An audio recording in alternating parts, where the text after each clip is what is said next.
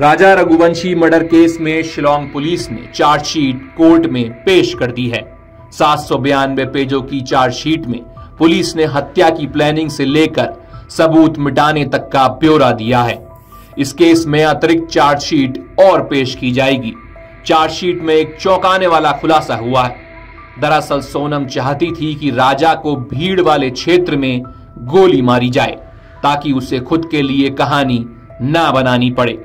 कामाख्या देवी में इसकी कोशिश भी की गई थी, लेकिन आरोपी गोली नहीं चला पाए।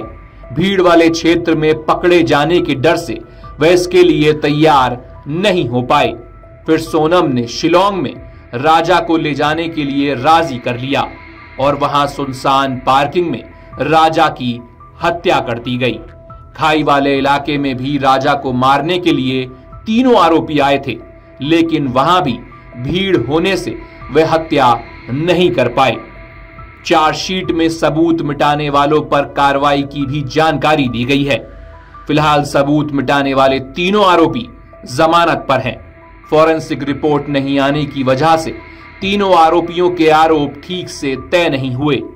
पेश चार्जशीट में यह तथ्य सामने आया कि सोनम रघुवंशी सगाई के बाद नहीं, बल्कि रिश्ता पक्का होने के बाद ही राजा की हत्या की प्लानिंग कर रही थी।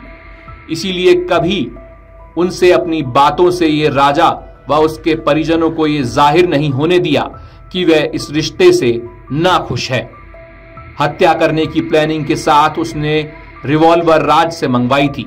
राज ने सतना से रिवॉल्वर मंगाई थी। प्लानिंग यही थी कि राजा की हत्या गोली मारकर की जाए ताकि ये पुलिस को ये काम किसी पेशेवर हत्यारे का लगे, लेकिन तीनों आरोपी गोली नहीं चला पाए। इसके बाद सोनम ने प्लान बदला और चाकू से हत्या करने के लिए तीनों आरोपियों को कहा। यही कारण है कि कामाख्या देवी मंदिर में दर्शन करने के बाद आरोपियों ने वहां से 2 चाकू खरीदे और उसके जरिए राजा को मौत के घाट उतारा। राजा का शव खाई में मिलने के दूसरे दिन शिलांग पुलिस को थोड़ी आगे खाई में सोनम का जैकेट मिला था। उस पर खून के निशान थे। होटल के सीसीटीवी फुटेज में वो जैकेट सोनम स्कूटी में रखे हुए नजर आई। जैकेट पर खून लगा होने के बाद पुलिस को शंका हो गई थी कि सोनम भी इसमें शामिल हो सकती है और फिर इस दिशा में भी जांच शुरू की गई। कोर्ट में चार्जशीट पेश किए जाने पर राजा रघुवंशी के भाई विपिन रघुवंशी ने कहा है कि वो शिलांग पुलिस की जांच से संतुष्ट हैं, लेकिन सबूत मिटाने वाले आरोपियों को भी सलाखों के पीछे होना चाहिए। शिलांग पुलिस ने इस केस में काफी मेहनत की है। हत्या के अलावा आरोपियों पर सबूत मिटाने की धारा भी लगाई गई है। हमें यकीन है कि आरोपियों को कड़ी से कड़ी सजा जरूर मिलेगी।